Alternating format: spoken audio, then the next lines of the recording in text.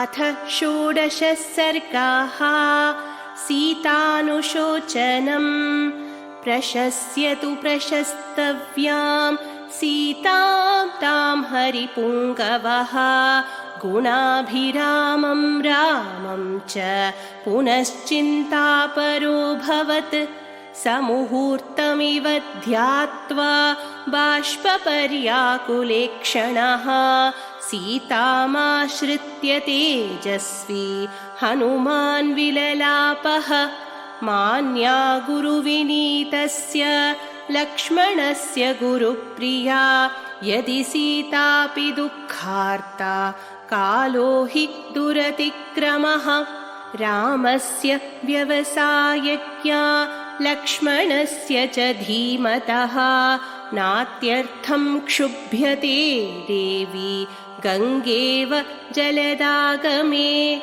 तुल्यशीलवयोवृत्तां तुल्याभिजनलक्षणां राघवोर्हति वैदेहीं तं चेयम् असितेक्षणा। तां दृष्ट्वा नवहेमाभां लोककान्तामिव श्रियं जगाम मनसा रामं वचनं चेदमब्रवीत्। अस्या हेतोर्विशालाक्ष्या हतो वाली महाबलः। रावणप्रतिमो वीर्ये कबन्धश्च निपातितः।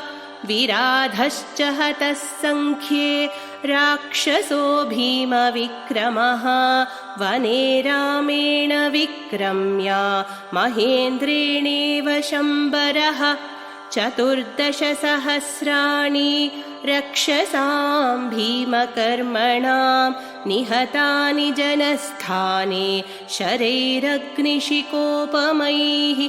खरश्च निहतः सङ्ख्ये त्रिशिराश्च निपातितः। दूषणश्च महातेजा रामेण विदितात्मना। ऐश्वर्यं वानराणां च दुर्लभं वालिपालितम्। अस्या निमित्ते सुग्रीवः प्राप्तवान् लोकसत्कृतम्। सागरश्च मया क्रान्तः श्रीमान्नदनदीपतिः। अस्या हेतोर्विशालाक्ष्याः पुरी चेयं निरीक्षिता। यदि रामः समुद्रान्तां मेदिनीं परिवर्तयेत् अस्याः कृते जगच्चापि युक्तमित्येव मे मतिः। राज्यं वा त्रिषु लोकेषु सीता वा जनकात्मजा। त्रैलोक्यराज्यं सकलं सीतायानाप्नुयात् कलाम्। इयं च धर्मशीलस्य मैथिलस्य महात्मनः सुता जनकराजस्य सीता भर्तृदृढव्रता। उत्थिता मेदिनीं भित्त्वा क्षेत्रे हलमुखक्षते। पद्मरेणुनिभैः कीर्णां शुभैकेदारपांसुभिः। विक्रान्तस्यार्यशीलस्य संयुगेष्वनिवर्तिनः। स्नुषा दशरथस्यैषा ज्येष्ठा राज्ञो यशस्विनी। धर्मज्ञस्य कृतज्ञस्य रामस्य विदितात्मनः। इयं सादयिता भार्या राक्षसी वशमागता। सर्वान् भोगान् परित्यज्य भर्तृस्नेहबलात्कृता। अचिन्तयित्वा दुःखानि प्रविष्टा निर्जनं वनं। सन्तुष्टा फलमूलेन भर्तृशुश्रूषणे रता। या परां भजते प्रीतिं वनेऽपि भवने यथा। सेयं कनकवर्णाङ्गी नित्यं सुस्मितभाषिणी। सहते यातनामेताम् अनर्थानामभागिनी।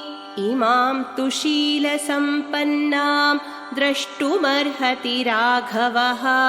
रावणेन प्रमथितां प्रपामिव पिपासितः अस्यानूनं पुनर्लाभात् राघवः प्रीतिमेष्यति राजा राज्यात् परिभ्रष्टः पुनः प्राप्येव मेदिनीं कामभोगैः परित्यक्ता हीना बन्धुजनेन च धारयत्यात्मनो देहं तत्समागमकाङ्क्षिणी नैषा पश्यति राक्षस्यो नेमान् पुष्पफलद्रुमान् एकस्थ हृदया नूनं राममेवानुपश्यति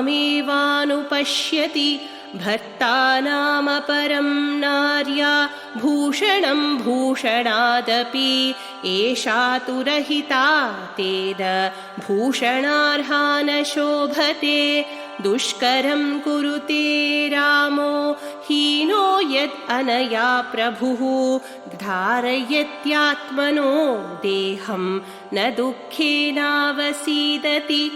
इमामसितकेशान्तां शतपत्रनिभेक्षणां सुखार्हां दुःखितां दृष्ट्वा ममापि व्यथितं मनः क्षितिक्षमा पुष्करसन्निभाक्षी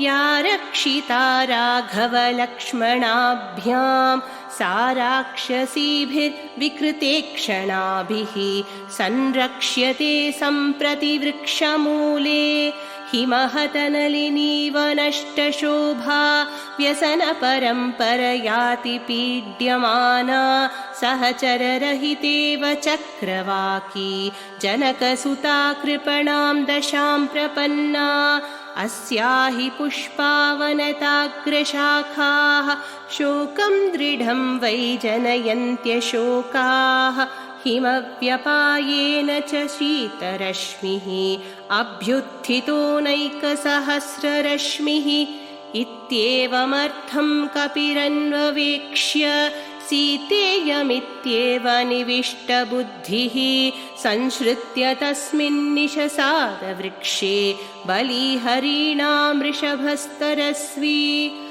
इति श्रीमद् रामायणे सुन्दरकाण्डे 16 सर्गाः।